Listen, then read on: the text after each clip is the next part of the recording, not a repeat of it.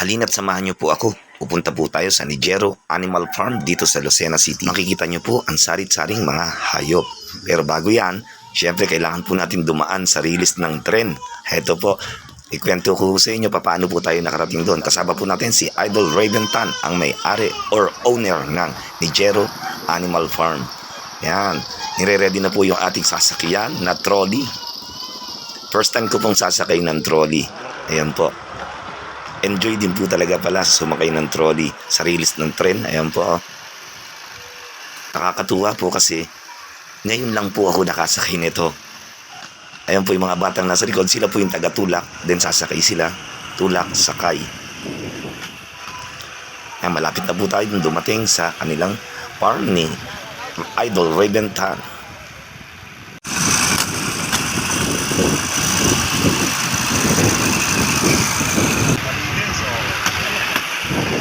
Pero ma-under talaga siya kung hindi under na loob. Oo. Dire-diretso na buwan. Yun o. Andito na po tayo ngayon. Bababa na po tayo. Thank you. Punta na po tayo sa loob ng farm. Bumungad po sa atin si Snow White, ang Cybec Cat or Musang. Yan po. Sa siyang white o. Avantika. Ayan po. Musang din po siya. Hindi ko lang alam kung anong mga tawag dyan. Meron din pong malaking butiki. Birded dragon yata tawag dyan. Ayan po. Meron siyang mga alagang ganyan. Mga exotic na animal. Yan. As tulala. Di ko po alam ang tawag dyan. Pero mga ball python ata yan. Ayan po mga ball python. As tulala o as tulog. Ang gaganda po kanya na. Ano, meron din siyang gagambang bahay. Di po, may mga tawag dyan. Hindi ko lang po alam. Pero ang mga exotic po talaga. Mahilig po sila mag-collection mga ganyan. Ayan po. Oh, tingnan niyo maigi. Wow. Nakakatakot kasi ang lalaki. Meron po rito isa na mga anak. Nandito po yung isa niya. Yan po ay iguana.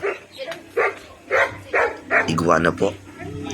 Yung isang iguana, mga anak po yan. Ayan po, makita po ninyo. Ayan, susulok. Tatanggalin na yung mga laman at mga anak na po yan. Or mangingitlog pala. Baka sisarian pa. Joke lang po. Ayan. Sarit-saring kulay po ang makikita nyo sa mga musang. Hindi ko po kasi masyadong alam ang mga tawag dyan. Pasensya na po kayo. Ayan po, Indian ring neck. Kulay yellow na ring neck. At ito naman po ang green ring neck or wild type na kulay. Inabot po kami ng gabi dito dahil nga po sa shot puno. Alam nyo naman, si Kuya Honor ay medyo nagsha-shot puno.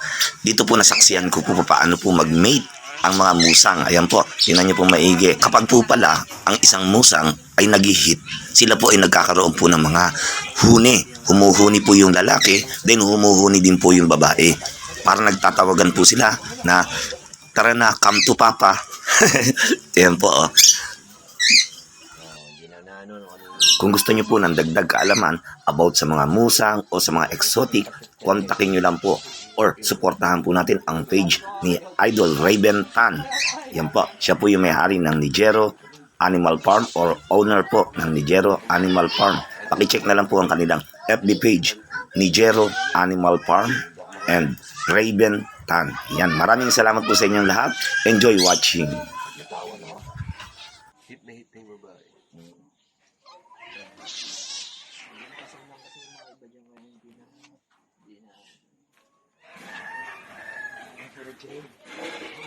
Uy, ako ba? Hindi mo bibigyan. Alam mo, alam mo. Hindi pwede pag-lipat-lipat yung hindi nagpag-lipat.